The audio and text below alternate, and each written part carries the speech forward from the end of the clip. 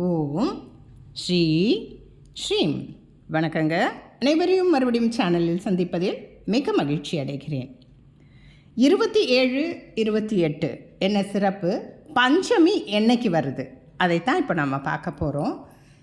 இந்த வைகாசி பஞ்சமி, தேய்பிறை பஞ்சமி அன்னைக்கு பார்த்திங்கன்னா மே மாதம் மாலை மே 27 மாலை ஒரு 4:55 மே மாதம் 22ஆம் தேதி செவ்வாய்க்கிழமை மத்தியானம் ஒரு 3:20 மணி வரைக்கும் இருக்குது உங்களுக்கு. அப்போ நீங்கள் இந்த சில கோயிலில் பார்த்திங்கன்னா உங்களுக்கு மாலை நேரத்தில் இந்த வாராகி அம்மனுக்கு அபிஷேகம் அந்த மாதிரி இரவு நேர பூஜையாகத்தான் அம்பாளை வழிபடுறது வழக்கம். அப்படி நடக்கிற விஷயமா இருந்தால் நீங்கள் திங்கட்கிழமை அன்னைக்கு மாலையில் போயிட்டு இந்த 6 மணி அளவில் நடக்கிற அந்தி நேரத்தில் நடக்கிற நீங்கள் பூஜைகளில் கலந்து கொள்ளலாம். கூடுதல் பலன் நமக்கு என்னென்னா, செவ்வாய்க்கிழமையும் பஞ்சமியும் சேர்ந்து வர்றது ரொம்ப சிறப்பு. அப்படி பார்த்திங்கன்னா செவ்வாய்க்கிழமை அன்னைக்கு மாலையில் 3:20, அதாவது உங்களுக்கு ராகு காலம் ஆரம்பித்து ஒரு 20 நிமிஷம் அரை மணி நேரம் வரைக்கும் நமக்கு பஞ்சமி திதி இருக்குது. அதனால் நாம் பஞ்சமி வழிபாடுகளை, அதாவது நமக்கு துர்கைக்கு வழிபாடு பண்ணுற மாதிரியே வாராகிக்கு செவ்வாய்க்கிழமை சேர்ந்து வர்றது ரொம்ப சிறப்பு. திங்கட்கிழமை மாலையிலேருந்தே பஞ்சமி ஆரம்பிச்சிடுது. நம்ம அப்பையும் பூஜை செய்யலாம். அதற்கு நாம் என்ன முடியுமோ வாராகிக்கு நிறைய பதிவுகள் இருக்குது. இருந்தாலும் நம்ம இந்த மஞ்சள் மாலை, அவளுக்கு பிடித்தமான கிழங்கு வகை உணவுகள், பூமிக்கு அடியிலிருந்து வர்ற உணவுகளை படைக்கிறது வீட்டிலையும் செய்யலாம், கோயிலையும் செய்யலாம். ஏன்னா நாம் இருக்கிற இடத்த பொறுத்து தான் நாம் வழிபாட்டு முறைகளை நாம் அனுஷ்டிக்கணும்.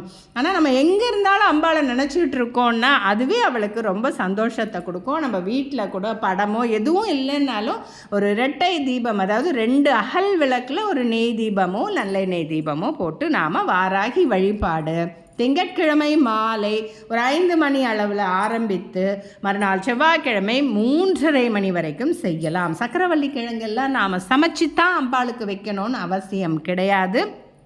பச்சையாகவே கூட வச்சிடலாம். எனக்கு சமைக்க முடியலன்னா இந்த மாதிரி பர்ஃபி மாதிரி கூட நீங்கள் வாங்கி வைக்கலாம். உருளைக்கிழங்கு சிப்ஸு கூட நீங்கள் வச்சு அம்பாளை காரசாரமாக வச்சு கூட நீங்கள் வழிபாடு பண்ணலாம். நிறைய நைவேத்தியங்கள் இருக்குது. வெண்ணெய், மாதுளை, இதெல்லாம் அம்பாளுக்கும் ரொம்ப பிடிக்கும். அப்படி கூட நீங்கள் செய்யலாம். ரொம்ப எளிமையாக ஒரு 10 ரூபாய்க்கு அழகாக நீங்கள் ஒரு வேர்க்கடலை வாங்கி கூட வைக்கலாம். சக்கரவள்ளி கிழங்கு ரொம்ப பிடிக்கும். அந்த மாதிரி உங்களுக்கு முடிந்த விஷயங்களை வச்சு வீட்டில் தீபம் போட்டும் செய்யலாம்.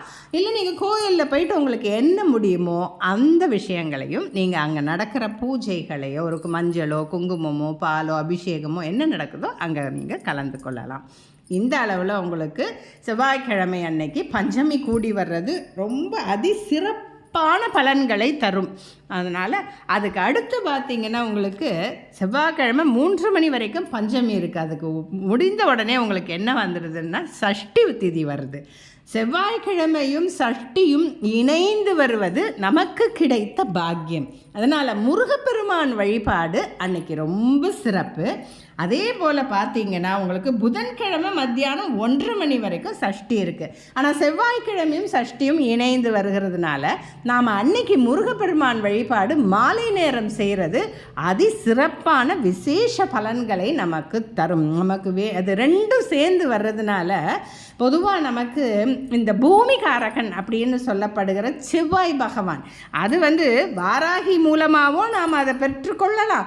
முருகனும் நமக்கு இந்த மாதிரி பூமி லாபம், அந்த மாதிரி கடன் நிவர்த்தி பண்ணுறது, இதெல்லாமே வாராகியும் நம்ம அதை தான் வேண்டுவோம்.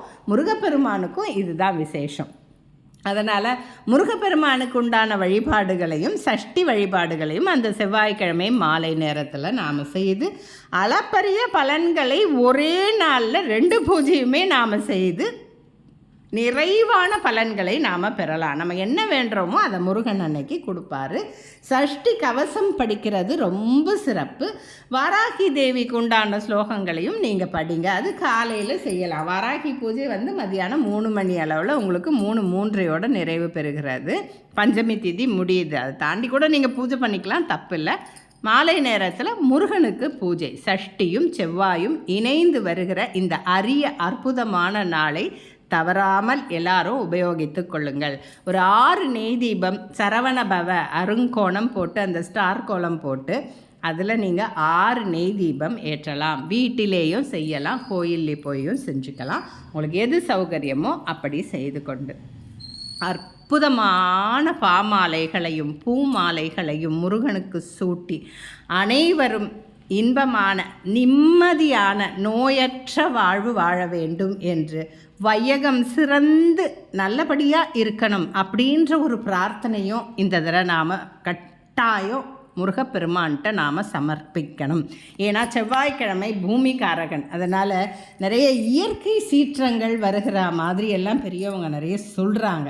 அது எல்லாத்தையும் தாங்கிக்கிற சக்தியும் நமக்கு அதில் பாதுகாப்பும் கொடுக்கணும் முருகா அப்படின்னு முருகனை நாம் நம்மளுடைய கடமை எல்லாருக்காகவும் லோகா சமஸ்தா சுகினோ பவந்து அப்படின்னு நினச்சி உலக மக்கள் எல்லாருமே க்ஷேமமாக சௌக்கியமாக நல்லபடியாக இருக்கணும் அப்படின்ற ஒரு விஷயத்தையும் முருகனுக்கு கூடுதல் விண்ணப்பமாக நீங்கள் வைங்க. உங்களுடைய தனிப்பட்ட பிரார்த்தனை கல்யாணத்துக்காக இருக்கலாம், கடன் தொல்லை நீங்கணும், இந்த துஷ்ட சக்திகள்லாம் விலகணும், அந்த மாதிரி நம்ம வீட்டில் எல்லாமே நல்ல விஷயங்களாக நடக்கணும், நல்லதே நடக்கணும் முருகான்னு நமக்காக வேண்டுறதையும் நாம் வேண்டிட்டு நம்ம பிள்ளைங்களுக்கு எல்லாம் வேண்டிட்டு உலக மக்கள் அனைவரும் சந்தோஷமாக இருக்கணும், எல்லாரும் நல்லபடியாக இருக்கணும் அப்படின்ற ஒரு கோரிக்கையும் நாம் இன்றைக்கி முருகன்கிட்ட வச்சா ரொம்ப சிறப்பான பலன்களை தரும்.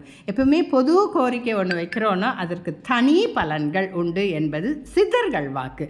அந்த வகையில் முருகப்பெருமானையும் வாராகி தேவியின் அற்புதமான அருள் கடாட்சயத்தையும் ரெண்டையுமே ஒரே நாளில் நாம் பெற்றுத்தருகிற அற்புத நாள். அதனால் அந்த செவ்வாய்க்கிழமை பூஜைகளை நீங்கள் எந்த அளவுக்கு முடியுமோ அந்த அளவுக்கு செய்து அனைத்து வளங்களும் நலங்களும் பெற்று வாழ்வாங்கு வாழ வேண்டும் என்று வேண்டி விரும்பி விடை பெறுகிறேன். இந்த பதிவுகள்லாம் உங்களுக்கு பிடித்திருந்தால் கட்டாயம் லைக் செய்யவும், ஷேர் செய்யவும், சப்ஸ்கிரைப் செய்யவும் மறந்து விடாதீர்கள். நன்றி, வணக்கம்.